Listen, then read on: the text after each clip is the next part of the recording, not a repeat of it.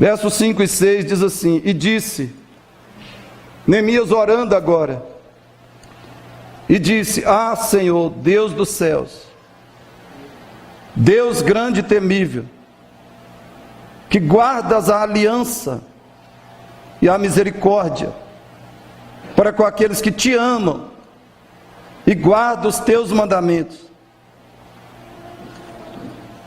Estejam, pois, atentos os teus ouvidos e os teus olhos abertos, para acudires à oração do teu servo, que hoje faço a tua presença, dia e noite, pelos filhos de Israel, teus servos. Pelos filhos de Israel, teus servos. Neemias está orando. E ele vai orar até o versículo 11 desse texto. Essa semana eu li essas declarações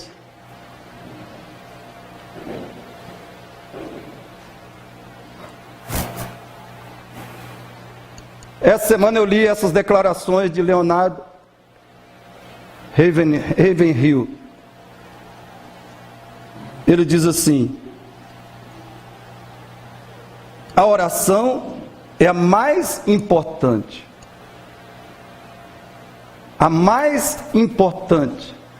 de todas as atividades. Vamos falar juntos? A oração é a mais importante de todas as atividades.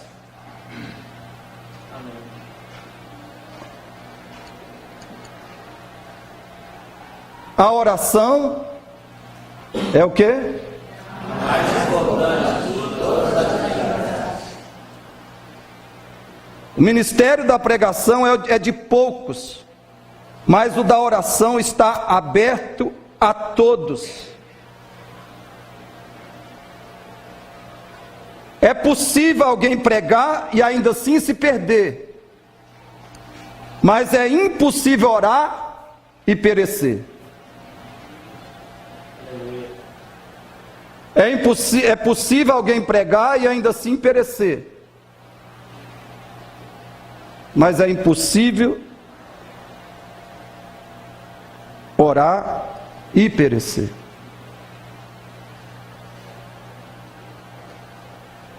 Suponhamos que você fizesse duas perguntas a Neemias. Primeira: por que você lutou e sofreu tanto para ir a Jerusalém? Neemias, por que você lutou tanto e sofreu tanto para ir a Jerusalém? Ele te responderia: porque nesse mundo você só tem duas opções: uma vida construída com Deus e para Deus, ou uma vida de escombros, miséria e desprezo.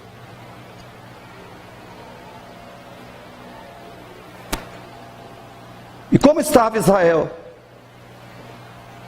O verso 3 aí, Neemias 1:3, diz que os israelitas estavam em grande miséria e desprezo, os muros de Jerusalém derribados.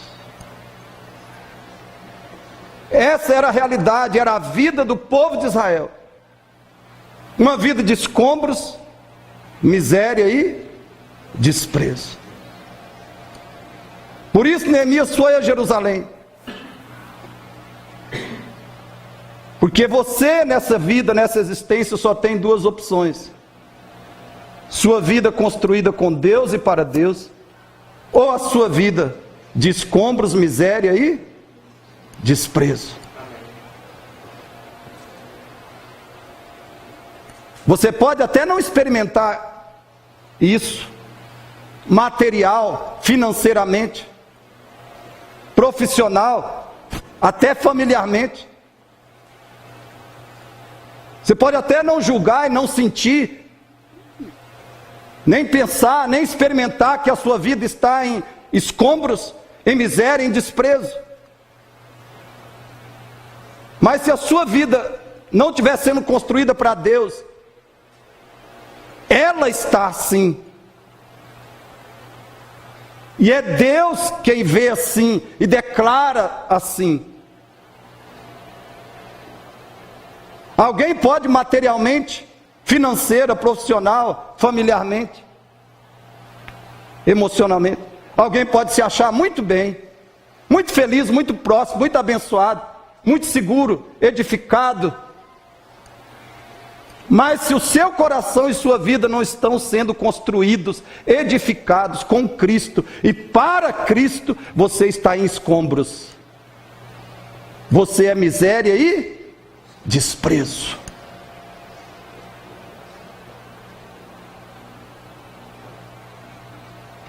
E a segunda pergunta que você faria: qual é o segredo para que eu escape da miséria e desprezo e construa a minha vida para Deus? Neemias te responderia: comece com muita oração e nunca espere vencer sem vida de oração. E eu espero que você faça essa pergunta para Neemias. Como é que eu posso, Neemias, evitar que a minha vida esteja em escombros? Seja uma vida miserável, desprezível. Como é que eu posso evitar isso? Espero que você ouça e leve muito a sério a resposta de Neemias.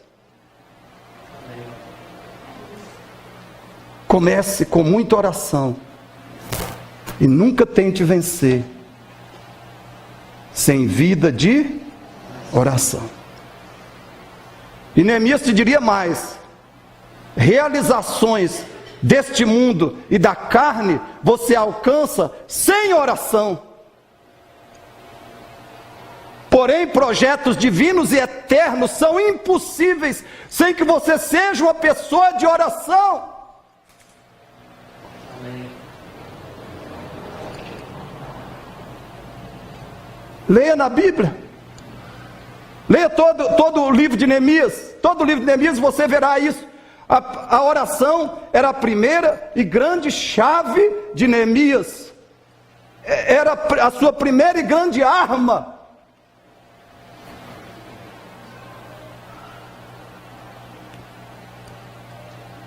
Antes de qualquer coisa, e em qualquer desafio, situação, Neemias usava a chave da oração, a arma da oração. Nós sabemos que os pentecostais de hoje, os neopentecostais de hoje, falam muito em oração poderosa. Mas é com Neemias e com toda a Bíblia que nós vamos aprender quais são os elementos de uma oração verdadeiramente poderosa. Você quer fazer uma oração poderosa? Primeiro, uma oração conforme os propósitos de Deus, conforme a vontade de Deus, uma oração que agrada a Deus. Primeiro, essa é a oração poderosa. Segundo, essa é a oração que alcança e recebe de Deus tudo que é propósito dele para a sua vida, tudo que está no coração dele para você. Essa é a oração poderosa. Então, como é, queridos, que Neemias orava? Como é que ele orava?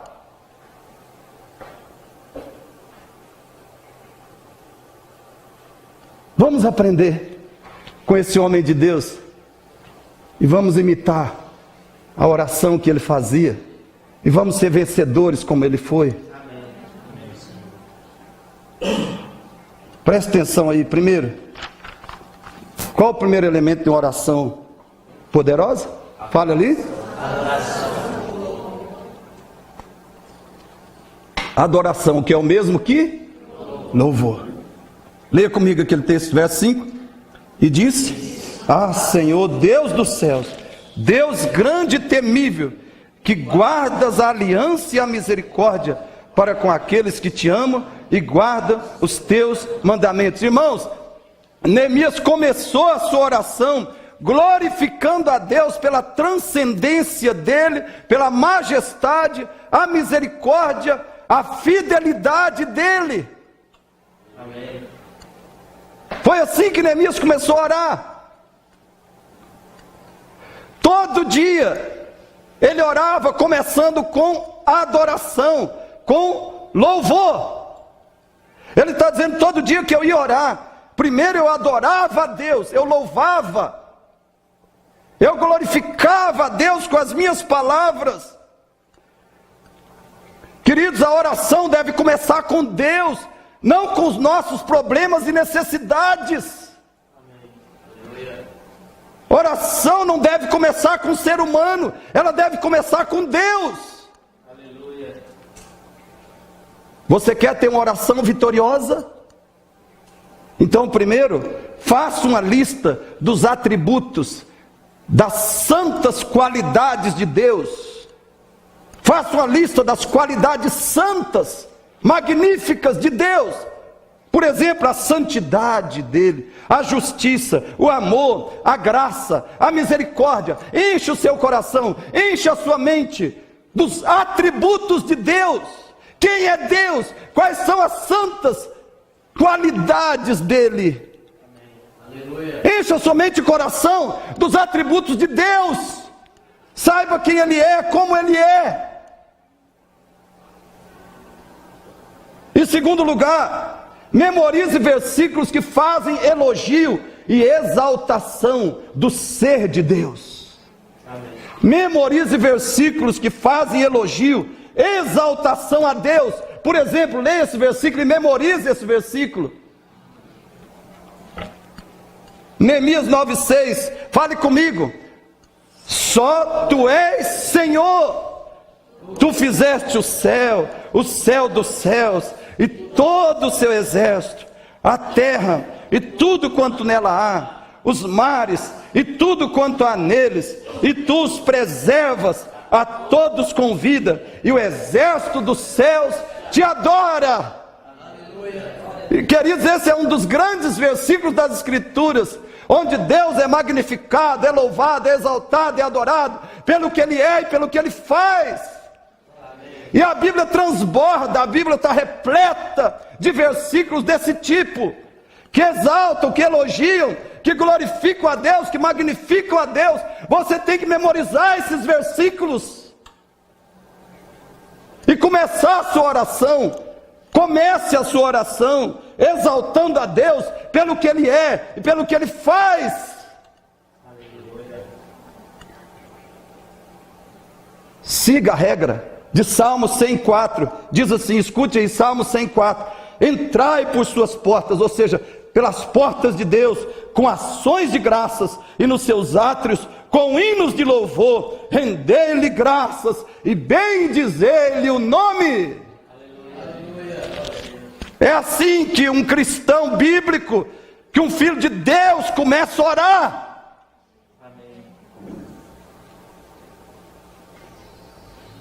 Agora, se tiver pressa, você vai de logo falando do seu problema, da sua necessidade, da sua aflição. Se tiver com pressa.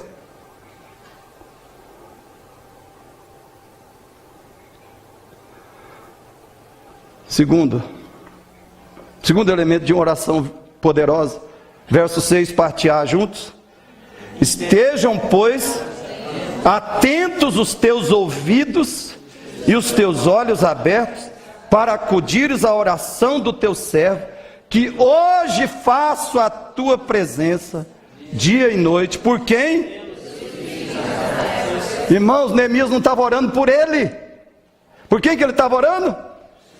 Pelos filhos de Israel. Provavelmente, é claro, ele orou por ele. Cada dia ele teve um espaço que orou por ele mesmo. Mas a prioridade, o foco da oração de Neemias era os filhos de Israel, os seus irmãos israelitas. Se você quer agradar a Deus, ter respostas das suas orações, adquira o hábito de orar em favor dos outros. Você tem orado em favor dos outros? Ore pelos seus irmãos da igreja, ore pelos irmãos da sua igreja local, interceda por eles. Ore especialmente por aqueles que estão mais necessitados, materialmente ou espiritualmente, mas ore pelos irmãos da sua igreja local. Segundo, ore pelos seus familiares, especialmente aqueles que ainda não são convertidos a Cristo. Ore pelos pastores da igreja e as famílias dos pastores da igreja. Ore pelos diáconos e as famílias dos diáconos. Ore por cada ministério da igreja. Tenha a relação dos ministérios com a relação dos nomes dos ministérios. E ore pelos ministérios da sua igreja. Ore pelos missionários. Tenha uma lista de pelo menos alguns missionários pelos quais você intercede regularmente. Ore pelo Brasil e as autoridades brasileiras. Irmãos, quanto à intercessão, nós temos dois mandamentos bem diretos, bem específicos na Bíblia. Esses dois textos aí, ó, Efésios 6:18 e 1 Timóteo 2:1-4. Efésios 6:18 diz, escute aí, orando em todo tempo no Espírito. E para isso vigiando com toda oração e súplica. Em favor de quem? Em favor de todos os seus problemas. É isso? Em favor de todos os santos. Então, primeiro, um cristão tem que ter a prática disciplinada, constante, intensa, de orar pelos seus irmãos em Cristo.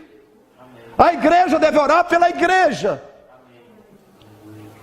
Segundo lugar, o cristão precisa ter a disciplina, o compromisso, e ser assíduo e persistente na oração em favor da humanidade, daqueles que não são da igreja, daqueles que são incrédulos. Paulo diz em 1 Timóteo 2:1-4, memoriza esse texto, 1 Timóteo 2:1-4, eu exorto que se façam súplicas, orações, intercessões, petições em favor de todos os homens, daqueles que se acham investidos de autoridade, para que tenhamos vida mansa e tranquila. Sabe por quê, queridos? Nós temos uma vida de aflições, também porque somos negligentes quanto a orar pelas pessoas sem Cristo.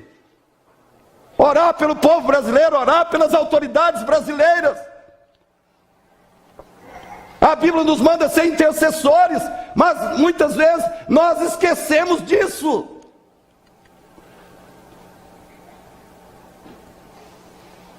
Há 15 dias eu estive lá em Porteirinha,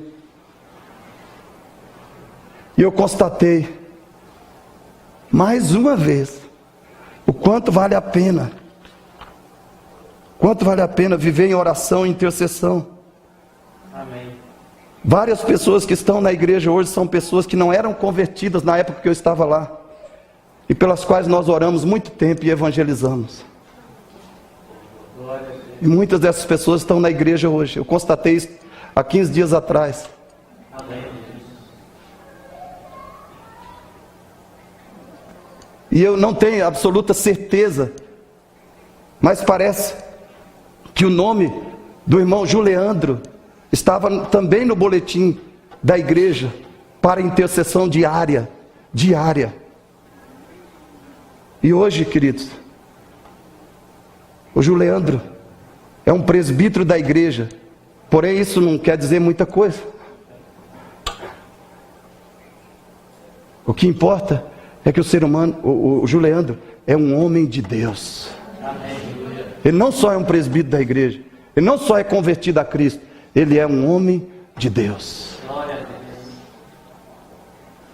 E mais do que isso, a sua esposa e 4 filhos também se converteram a Cristo e são muito dedicados a Jesus na igreja. Queridos, nós temos que viver em oração, em intercessão. Mais do que você trabalha todo dia, você tem que orar. Orar em favor dos outros. Mais do que você trabalha, você tem que trabalhar em oração. Mais do que você come, mais do que você bebe, você tem que viver em oração e intercessão.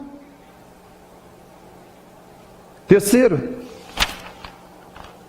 perseverança. Versículo 6, juntos. A oração do teu servo, que hoje faço a tua presença dia e noite. Faço a tua presença como? Neemias não orou um dia, irmãos. Neemias não orou uma semana. Ele não orou apenas um mês. Queridos, Neemias era uma pessoa de oração. Ele tinha uma vida de oração. Sabe quando alguém prega aqui na igreja sobre oração? Sabe talvez o que te incomoda? O que te incomoda não é que o pregador desafia você a orar. Ele usa essa expressão, pessoa de oração, e isso te perturba tremendamente. Ele usa essa expressão, vida de oração, e é esse o seu gravíssimo problema.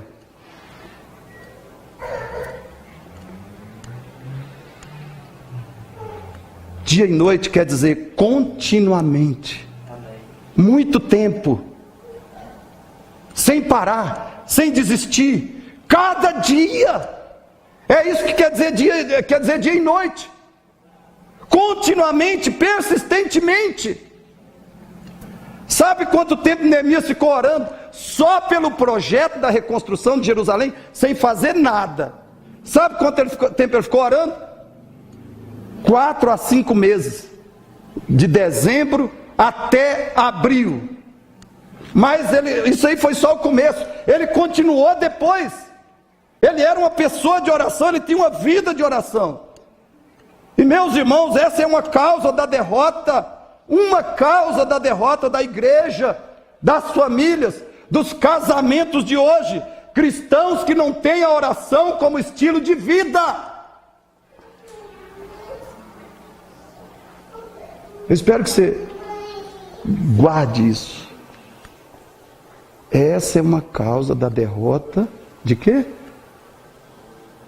Dos cristãos, igrejas, famílias, casamentos de hoje.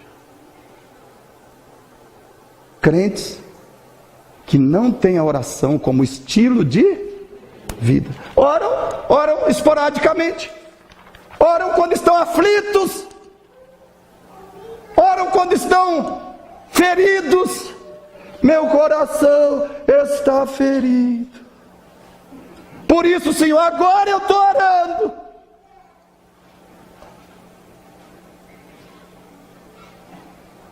Hoje eu estou orando, Senhor, meu coração está ferido. Mas a semana passada eu passei em branco, porque meu coração estava sarado. Eu não precisei do Senhor, eu não precisei de orar. Ouça isso, escute. Na igreja de hoje, contamos com muitas pessoas que sabem organizar, mas poucas dispostas a agonizar. Muitas que contribuem, mas poucas que oram. Muitos pregadores, mas pouco fervor. Muitos temores, mas poucas lágrimas. Muitas que interferem, e eu sei disso. Muitos que interferem, mas poucas que intercedem. Muitas que escrevem, poucas que combatem. Se fracassarmos na oração, fracassaremos em todas as frentes de batalha. Preste atenção. Se fracassarmos na oração, fracassaremos em todas as frentes de batalha. Essas palavras de Leonardo Ravenhill explicam o sucesso de Neemias e o fracasso da maioria das igrejas e dos cristãos de hoje.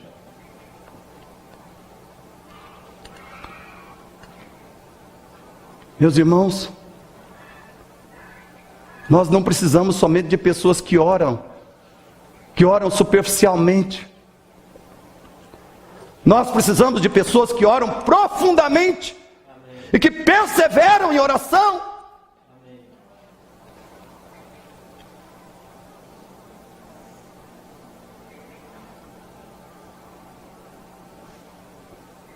Nós precisamos de pessoas que digam consigo mesmas: experimentem isso.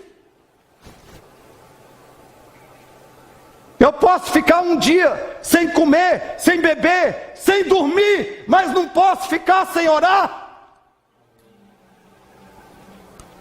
Eu posso ficar uma semana sem comer, sem beber, sem tomar banho, mas não posso ficar sem orar.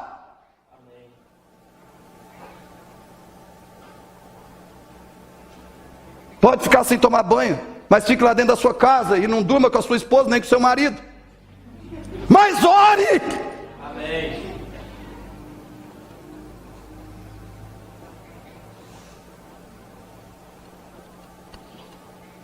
Quarto lugar. Versos 6, 7. Juntos? Confissão. Qual é o quarto elemento da oração poderosa? Confissão. Juntos?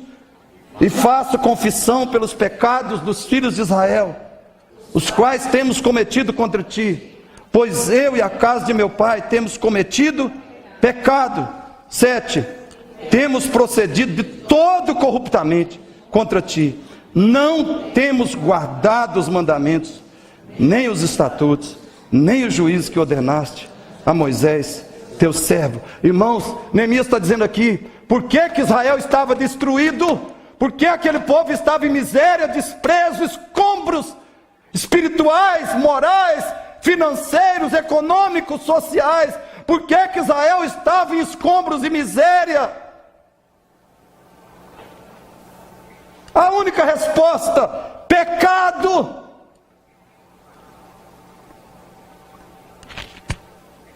Se a sua vida espiritual vai mal, a causa é pecado. Se o seu casamento vai mal, a causa é pecado. Pecado seu, do seu cônjuge, seu ou do seu cônjuge, ou dos dois.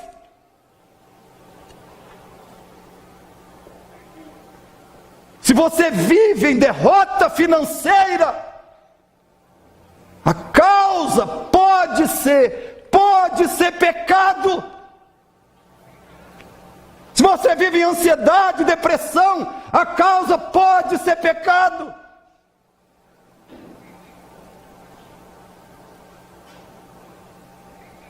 Se você vive numa doença que nunca é curada, até uma doença que nunca é curada, a causa pode ser pecado.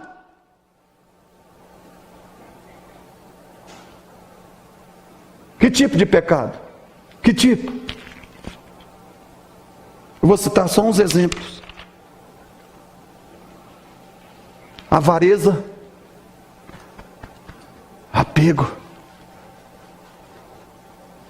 ganância pelo dinheiro, que nos faz ser infiéis a Deus, desobedientes a Deus.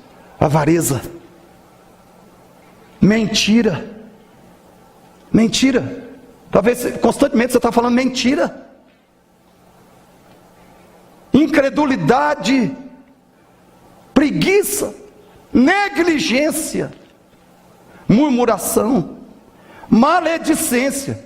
Tem gente que não consegue ver uma coisa aqui, assim, negativa sobre alguém ou uma certa situação, que já encontra alguém ali na frente e já está comentando. Maledicência, fofoca,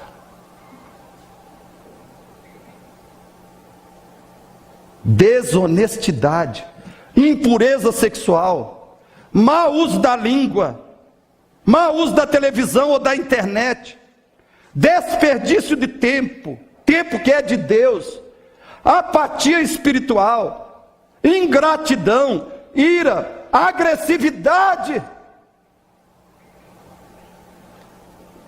Qual é a solução? É simples. Para a sua alegria, para o seu encorajamento, para a sua felicidade, tem solução. É simples. Olha aí, leia. Vamos ler juntos?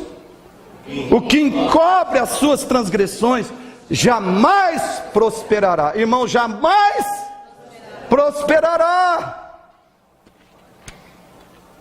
pode até prosperar financeiramente, materialmente, pode as coisas até irem bem fisicamente por um tempo, mas depois vem a tragédia, vem a desgraça. O que encobre as suas transgressões jamais, mas o que as confessa e deixa, o que as confessa e deixa, se você se arrepende, se você confessa, você vai experimentar a misericórdia de Deus. Ele vai liberar o sangue de Cristo para purificar, para tirar, para remover os seus pecados. Ele vai liberar o poder, a graça, o amor dele, para restaurar, libertar, construir a sua vida em todas as áreas. Porque houve arrependimento e confissão. Queridos, a nossa oração tem que ter um bom espaço. Na nossa oração pessoal, tem que ter um bom espaço para arrependimento e confissão. Neemias está fazendo isso. Ele sabia que não é possível ser abençoado sem confissão. Nós temos que dizer o que Deus diz a nosso respeito. Isso é confessar. É concordar com Deus. Ele diz, você é mentiroso. Você diz, Deus, sim, eu sou mentiroso. Mas eu me arrependo. E eu peço que o Senhor me purifique. E eu decido que eu vou parar de ser um mentiroso. Pelo poder e a graça de Cristo. E assim por diante. Quinto lugar, juntos, a argumentação, versos 8 a 10, preste atenção nisso, irmãos. Essa é uma das partes mais importantes da oração. Qual é? A argumentação. Primeiro, fale junto comigo ali. Argumente com Deus com base na promessa dele a você. De novo, argumente com Deus com base na promessa dele a você. Olha o que Neemias está fazendo, versos 8 a 9. Comigo. Lembra-te da palavra. Aí a palavra, essa palavra significa promessa. Lembra-te da promessa que ordenaste a Moisés, teu servo, dizendo: se transgredirdes, eu vos espalharei por entre os povos. Lembra disso? Deus é fiel, não só para abençoar, Ele é fiel também para castigar os infiéis. É isso que Neemias está lembrando. Mas olha o 9, juntos. Mas se vos converterdes a mim, e guardardes os meus mandamentos, e os cumprirdes, então ainda que os vossos rejeitados estejam pelas extremidades do céu, de lá os ajuntarei, e os trarei para o lugar que tenho escolhido, para ali fazer habitar o meu nome. O Deus que é fiel para castigar, é o Deus que também é fiel para abençoar e para restaurar.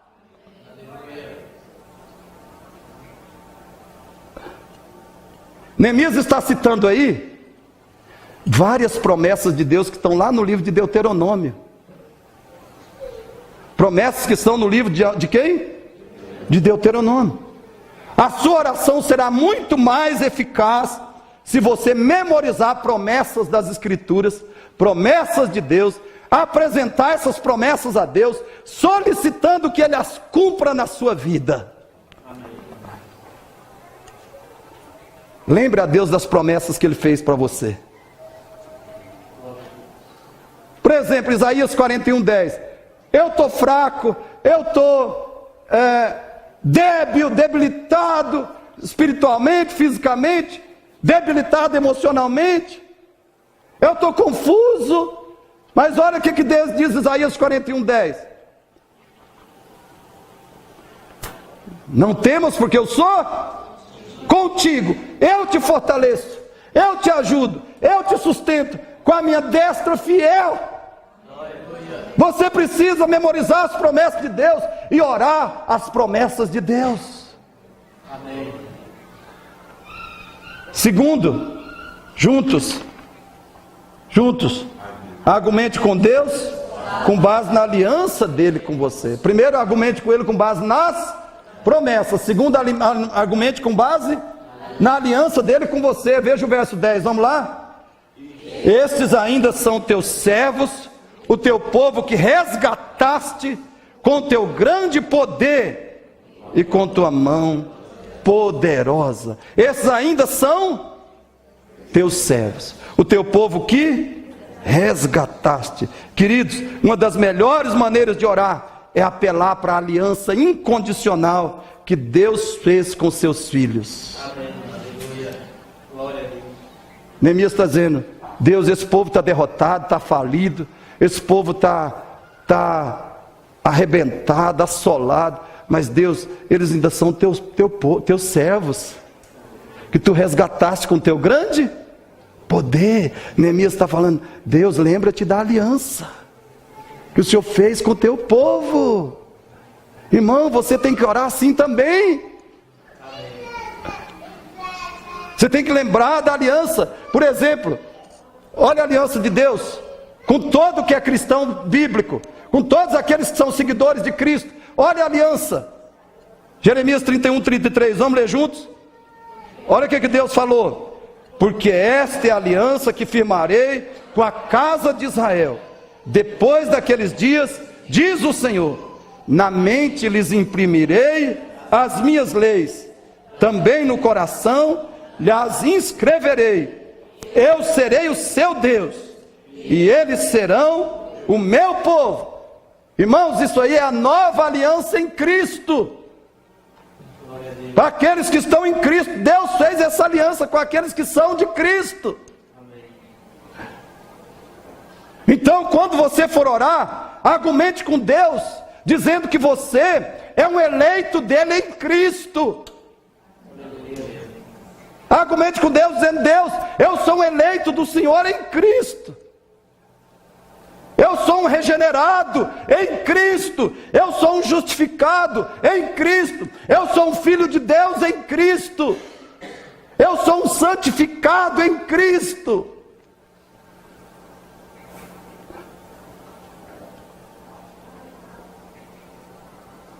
Diga a Deus que apesar de toda a sua miséria, Ele se comprometeu em te abençoar, por causa da aliança que Ele fez com você em Cristo Jesus.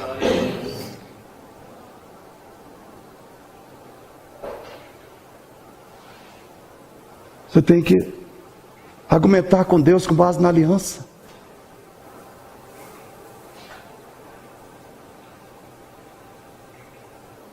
Você sabe se está na aliança ou não. Amém? Amém. Todo cristão verdadeiro não terá dúvidas se está na aliança ou não. Na nova aliança. Todo cristão genuíno não terá dúvidas disso.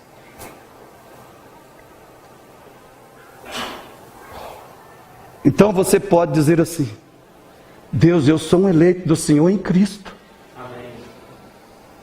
Eu sou um regenerado, eu nasci de novo em Cristo. A lei do Senhor foi escrita, foi implantada no meu coração pelo Espírito Santo. Eu amo a tua lei. Eu tenho compromisso com a tua lei. Eu sou um justificado em Cristo e por Cristo. Eu sou um filho de Deus em Cristo. Eu sou um amigo de Deus em Cristo. Romanos capítulo 5. Eu sou amigo de Deus. Eu sou um santificado em Cristo.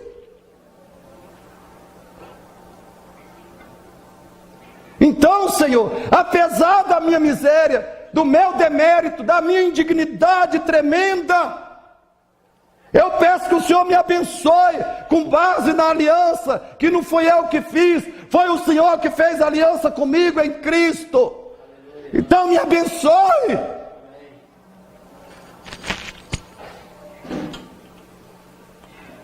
Argumente com Deus. Amém? Amém. Eu fico triste que a igreja não fala um aleluia, não fala um glória a Deus. Amém. Parece que não acredita no que está sendo dito.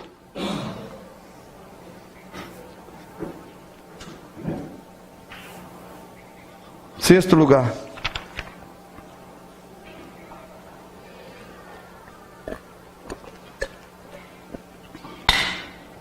Qual outro elemento da oração? Petição, verso 11. Vamos juntos? O que Neemias está fazendo aqui? Presta atenção.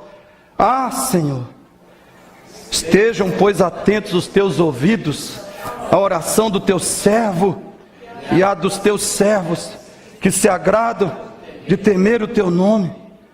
Concede que seja bem sucedido hoje o teu servo, e dá-lhe mercê perante este homem. Queridos, a expressão este homem refere-se ao rei Artaxerxes.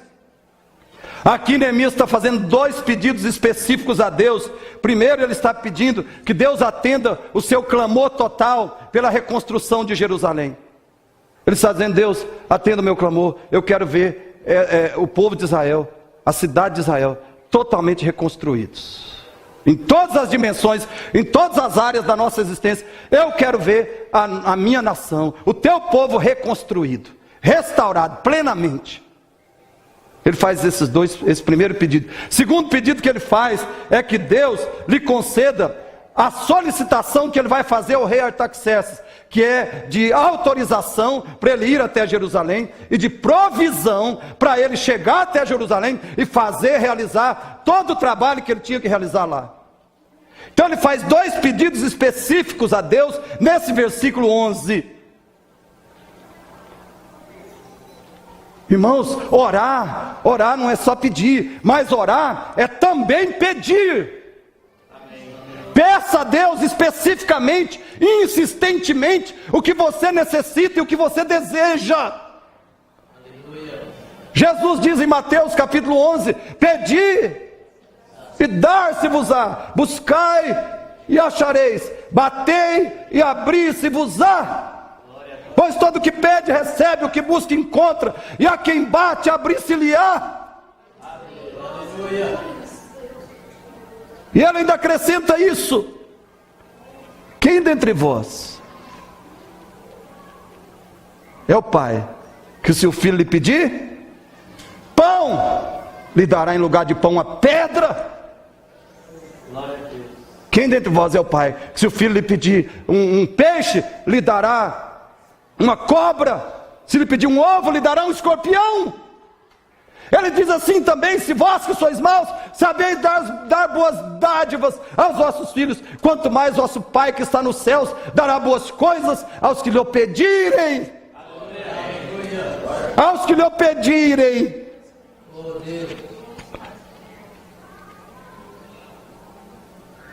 Orar é pedir.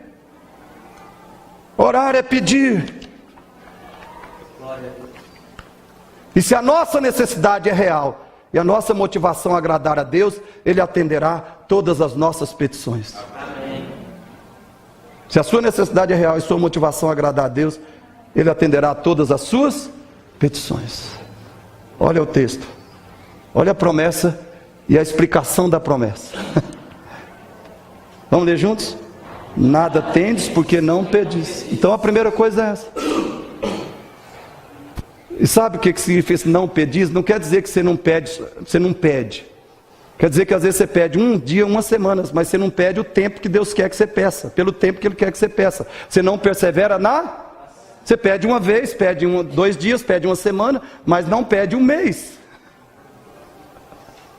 Você pede um mês, mas não pede um ano. Você pede um ano, mas não pede 10 anos. Amém. Né? Peça 10 anos. Se não der, você peça 20. Talvez você vai pedir até morrer. Chegar lá no céu, Deus vai falar assim: está aqui a recompensa da sua oração. Eu não te dei lá na terra, mas eu te dou agora. Não foi em vão a sua oração. Porque a Bíblia diz em Lucas 18, irmãos, verso 7 e 8: não fará Deus justiça aos seus escolhidos, que a Ele clamam de dia e de noite.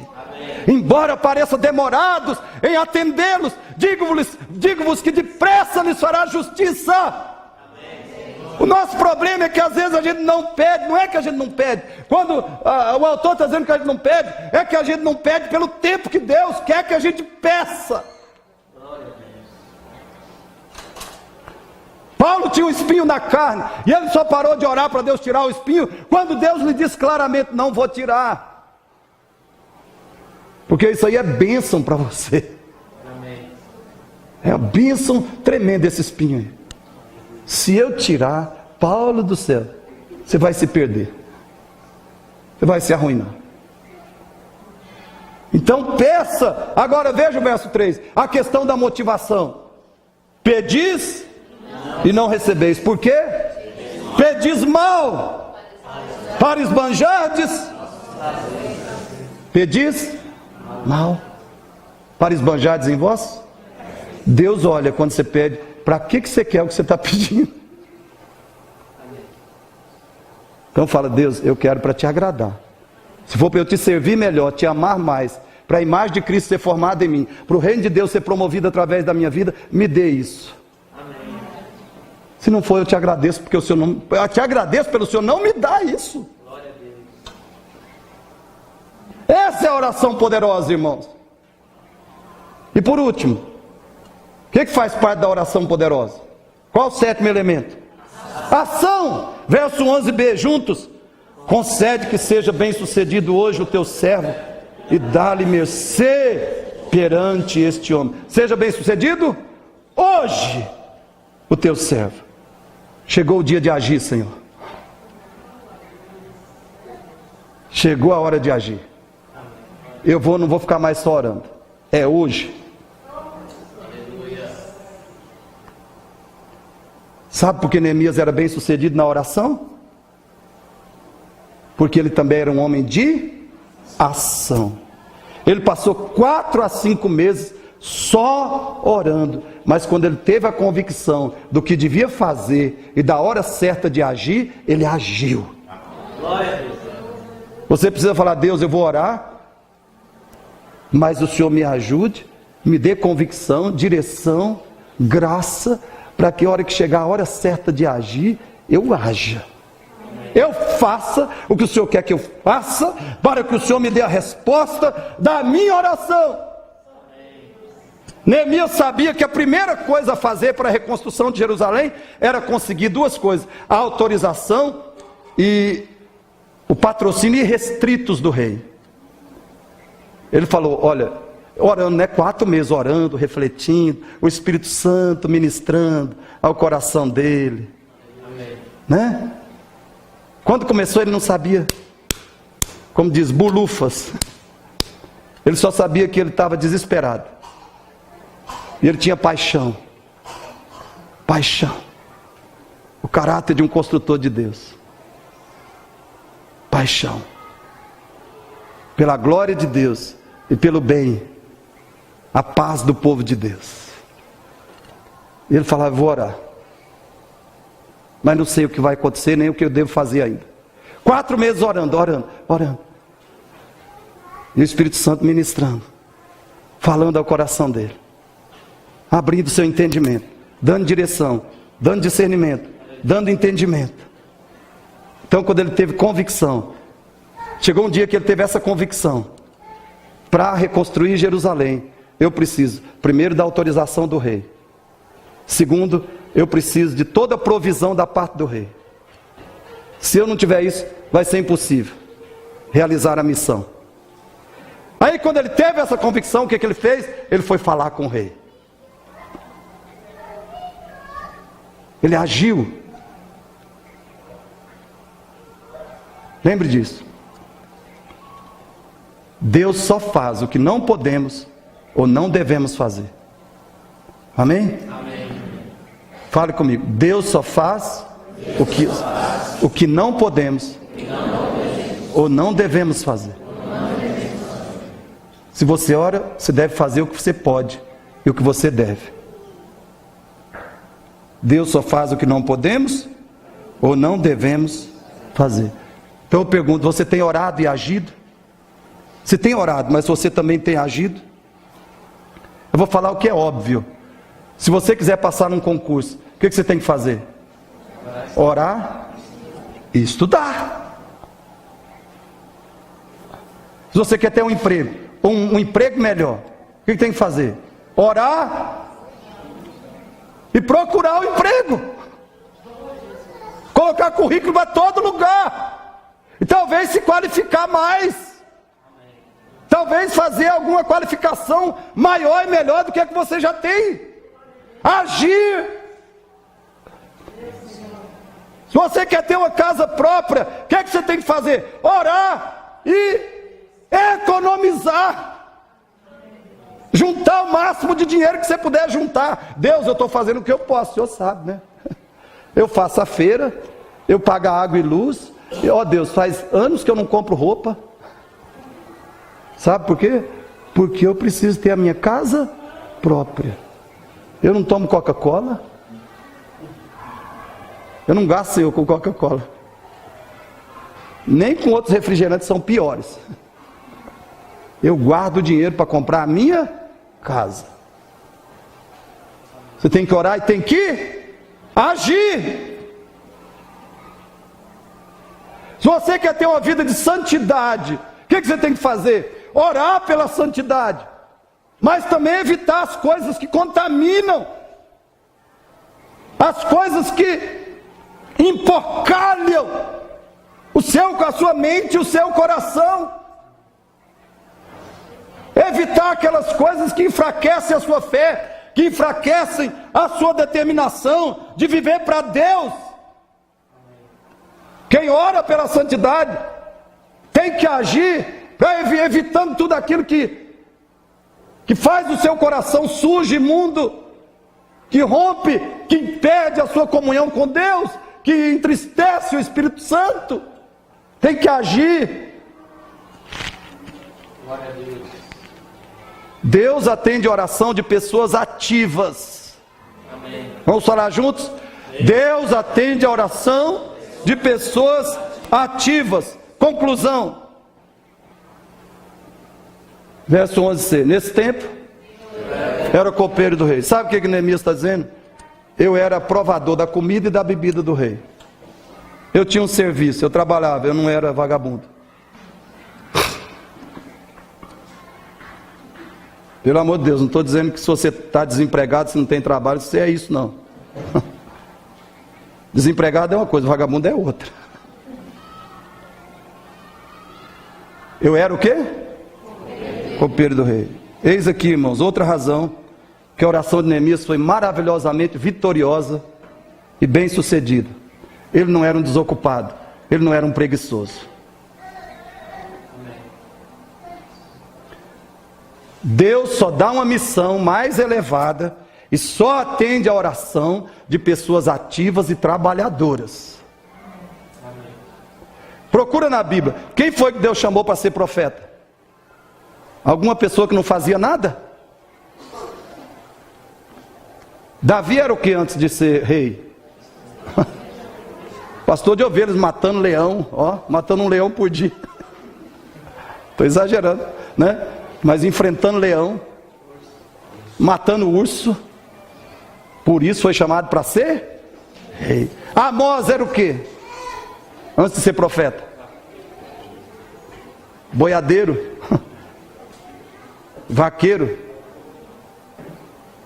Ficava lá, diz que ele vivia atrás do gado.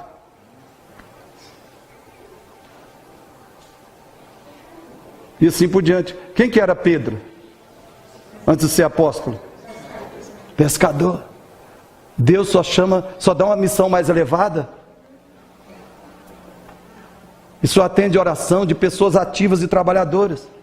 Querido, quando você terminar a sua oração, você tem que poder dizer assim: Deus, eu sou dona de casa. Amém. E olha, se tem uma profissão que eu mais valorizo e aprecio, e faço questão de exaltar, é a de dona de casa. Glória a Deus. Até porque hoje o diabo tem jogado no lixo essa profissão. E tem feito as pessoas que são donas de casa se sentirem como lixo, como inúteis e imprestáveis. E por isso o casamento está sendo arruinado. Os filhos arruinados. Quando você terminar de orar, você tem que dizer: Deus, eu sou dona de casa. E agora?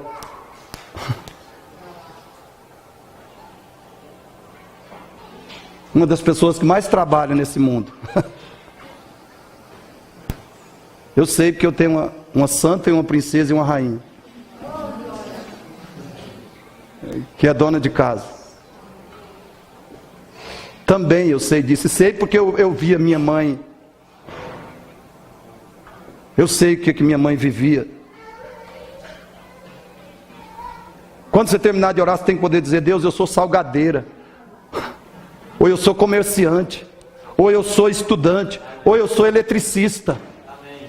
Quando você terminar de orar, você tem que poder dizer: Deus, eu sou padeiro, eu sou servente de pedreiro, eu sou vendedor, eu sou serralheiro, eu sou estudante. Glória a Deus. Eu trabalho, Senhor. Atende a minha oração, tem misericórdia de mim.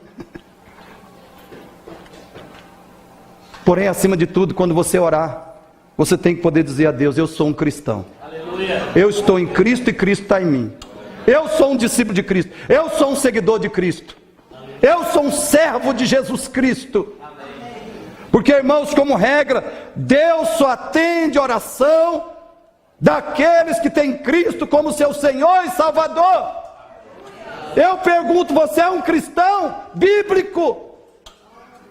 Não um religioso evangélico. Você é um cristão?